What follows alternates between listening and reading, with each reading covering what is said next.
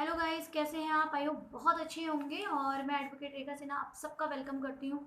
और हम लोग जो पढ़ रहे थे वो हिंदू विवाह अधिनियम पढ़ रहे थे, जिसमें हम ऑलरेडी सेक्शन 25 पढ़ेंगे आज, और 24 तक हम ऑलरेडी कंप्लीट कर चुके हैं। ठीक है, 24 को मैं एक बार आपको रिपीट करा दूँ। 24 आपका ये कह रहा था कि जब आपका केस पेंडिंग है यानी वाद लंबित है, उस टाइम पे आपको मेंटेनेंस और जो आपकी कार्यवाही में व्यय हो रहा है उसके लिए आपको एक्सपेंसेस मिलेगा, यानी आपको जो भी आपका खर्च है उसके लिए आपको मेंटेन करेगा रेस्पोंडेंट। ठीक है, अब बात करते हैं सेक्शन 25। देखिए सेक्शन 25 क्या कह रहा है।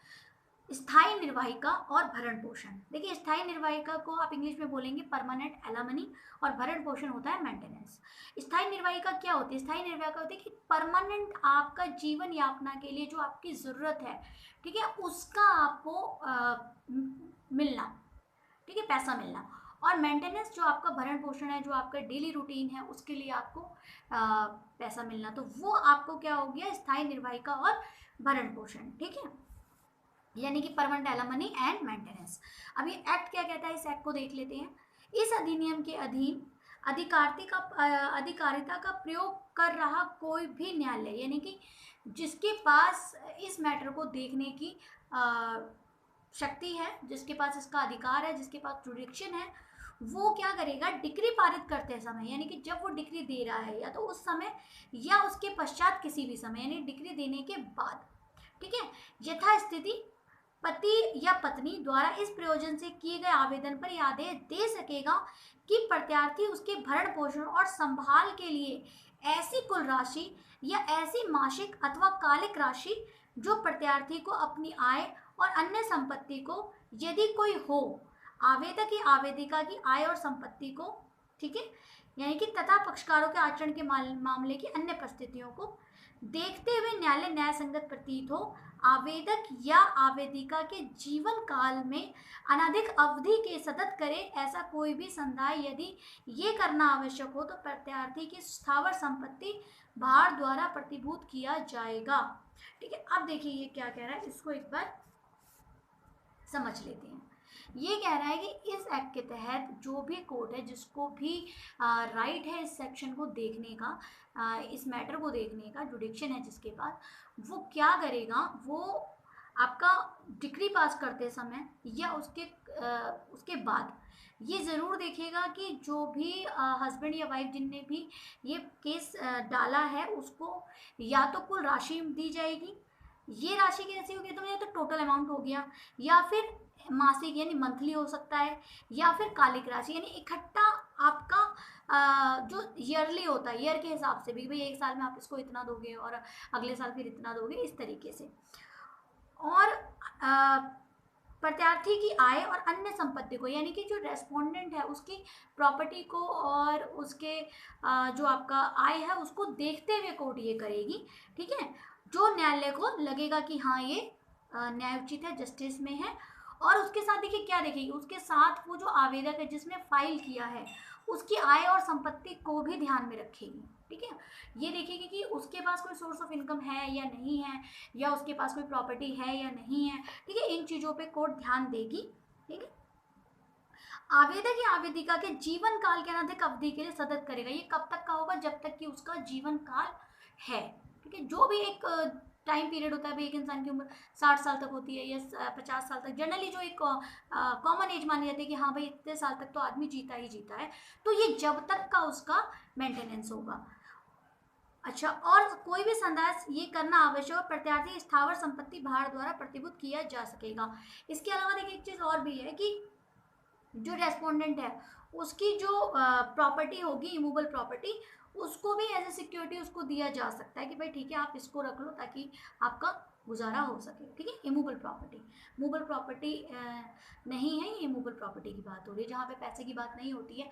और ये कहा था भाई मैं पैसे तो नहीं दे पाऊंगा लेकिन मेरे पास प्रॉपर्टी है, आप इसको रख लो एज ए श्योरिटी, आप रख लो, और या तो आप इसको रख लो एज ए श्योरिटी, मैं आपको बाद में दे दूंगा, या फिर आप इसको अपना, अगर उतना अमाउंट जो वो मांग रही है और वो एज ए श्योरिटी नहीं दे सकता तो वो उसको भी एज ए श्योरिटी उसको दे देगी कोर्ट कि भाई ये आप अपने लिए रख सकते हो। ठीक है, अब कहते हैं 25 का 2 क्या कहता है कि यदि न्यायालय का समाधान हो जाए। देखिए समाधान वाला हमने कार्यवाही की डिक्री में पढ़ा था, जो हमने ऑलरेडी सेक्शन 20 3 में हमने पढ़ा था कि भाई कोर्ट कैसे सेटिस्फाई होगी, तो ये उसी की बात कर रहा है कि यदि न्यायालय का समाधान हो जाता है, यानी सेटिस्फाई हो गई कोर्ट, तो उसकी उपधारा 1 के अधीन आदेश देने के पश्चात, यानी किसकी उपधारा है, 25 का सबसेक्शन 1 के तहत किसी भी परिस्थिति में तब्दीली हो गई, यानी कि मान लीजिए अब कोई भी सर्कमस्टांसेस बदल जाते हैं, तो वो किसी भी पक्षकार की प्रेरणा पर ऐसी रीति जो न्यायालय को न्यायसंगत प्रतीत हो आदेश में फेरफार कर सकेगा या उसके उपरांत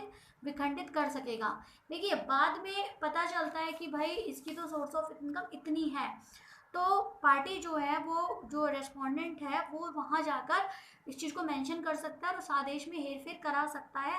इसके अलावा जो पिटिशनर है जिसने आवेदन लगाया उसको लगता है कि भाई नहीं मेरे को जो पेमेंट मिली वो ये, लेकिन इसके बाद उसके बाद तो बहुत सारे मुझे इससे ज़्यादा की ज़रूरत है, तो उन बातों को देखते हुए ठीक है वो अगर कोर्ट को नोटिस करा देती है पार्टी तो वो उसमें हेरफेर कर सकती है। ठीक है, देखिए सेम हमने ये चीज़ पढ़ी होगी 127 में, हम आईपीसी का सीआरपीसी का 127 हमने पढ़ा है, उसमें भी ये होता है कि जो मेंटेनेंस है और अगर मेंटेनेंस में हमें कोई भी सर्कमस्टांसेस बदलते हैं तो हम 127 में जाकर हम उन चीज़ों को करा सकते हैं, 125 के ऑर्डर को हम 127 में जाकर हेरफेर करा सकते हैं किसी भी सर्कमस्टांसेस पे। ठीक है, तो सेम यही बात इन्होंने यहाँ पे बोली है 25 के सबसेक्शन 2 में।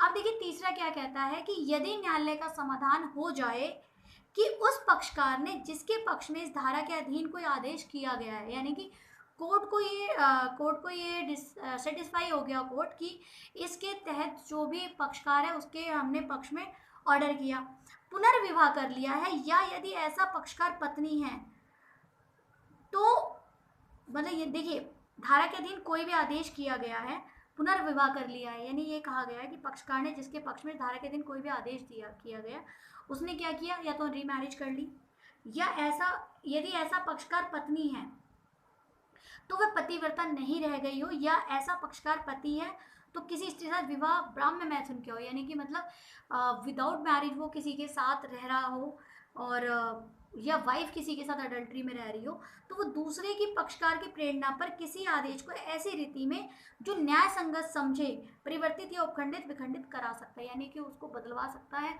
उसको डिसमिस भी करा सकता है, उसको खत्म भी करा सकता है। ठीक है, कब, जब रीमैरिज हो गई हो, भाई उसने दूसरी शादी कर ली, ठीक है भाई केस चल रहा है और उसने दूसरी शादी कर ली, ठीक है, या केस खत्म होने के बाद उसने दूसरी शादी कर ली, तो भैया आपने जो पैसा लिया है वो तो आपने पूरी लाइफ टाइम का ले लिया ना, आपने ये कोर्ट को दिखाया कि भाई मेरे पास कोई सोर्स ऑफ इनकम नहीं है और मैं इसी के भरोसे थी और हमारा हो गया तलाक, तो अब मेरी आगे की लाइफ कैसे कटेगी। ठीक है, तो अगर वो शादी कर लेती है या किसी अदर पर्सन के साथ रह रही है, सेम वही चीज़ हस्बैंड के साथ लागू होती है, तो कोर्ट में जो दूसरा पार्टी है वो कोर्ट में आकर इसको कह सकता है कि भैया इन्हें तो शादी कर ली या इसने किसी अदर पर्सन के साथ अडल्ट्री में रह रही है, तो फिर वहाँ पे कोर्ट उसमें परिवर्तन कर सकती है। तो ये आपका बताता है सेक्शन 25 का 3। ठीक है, देखिए सेक्शन 25 सेम आप कह सकते हैं 125 की तरह है।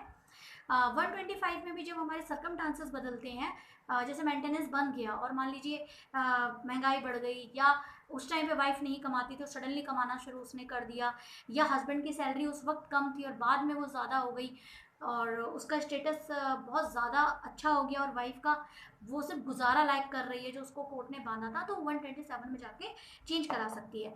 वैसे ही 125 का सब सेक्शन 4 है जो ये कहता है कि अगर वाइफ अडल्ट्री में रह रही है या वो उसने रीमैरिज कर ली है, अडल्ट्री में रह रही है, या फिर उसका किसी के साथ आप ये कह सकते हैं कि विदाउट रीज़न वो अलग रह रही है, तो उसका मेंटेनेंस नहीं बनता है। सेम यही HMA का 25 का सब सेक्शन 3 आपको यही बात बता रहा है, जो आपका 125 का सब सेक्शन 4 बता रहा था वो आपका हिंदू विवाह अधिनियम का 25 का सब सेक्शन 3 बता रहा है। देखिए सेम है ये, ठीक है, तो थोड़ा बहुत इसमें फ़र्क है क्योंकि यहाँ आप हिंदू मैरिज एक्ट के तहत आए हैं, वहाँ आप CRPC के तहत आते हैं, बस ये डिफरेंट है। ठीक है, लेकिन चीज़ें वही हैं। अगर वहाँ पे पत्नी अडल्ट्री में रह रही है या चीज़ें हैं तो वहाँ पर आप 120 सब सेक्शन 4 के में आप बोल सकते हैं जी अडल्ट्री में है या ने रीमैरिज कर ली है या विदाउट रीज़न ये मेरे से अलग रह रही है। ठीक है, लेकिन देखिए एक चीज़ और मैं आपको बताऊँ कि सेक्शन 25 जो होता है वो हमेशा डाइवोर्स होने के बाद होता है। ठीक है, लेकिन म्यूचुअल डाइवोर्स में सेक्शन 25 25 लाई नहीं करता। ये सिर्फ वहाँ करता है जहाँ पे 13 या तो 1 के ग्राउंड से डाइवोर्स हुआ हो या 13 2 के ग्राउंड से हुआ हो। ठीक है, ये कभी भी म्यूचुअल डाइवोर्स पे लाई नहीं करता, अप्लाई नहीं होगा। ये नहीं है कि हस्बैंड वाइफ ने म्यूचुअल डाइवोर्स ले लिया और बाद में दोनों में से कोई पार्टी गई और कहने लगी हमें तो परमानेंट एलिमनी चाहिए। ऐसा नहीं है, क्योंकि म्यूचुअल डाइवोर्स में ऑलरेडी दोनों पार्टी के बीच में कंसिडर अमाउंट हो जाता है, दोनों के बीच में एक प्रतिफल आ जाता है कि भाई क्या लेन देन करना है, क्या होना है, वो ऑलरेडी म्यूचुअल डाइवोर्स में एक्चुअली डिसाइड होता है।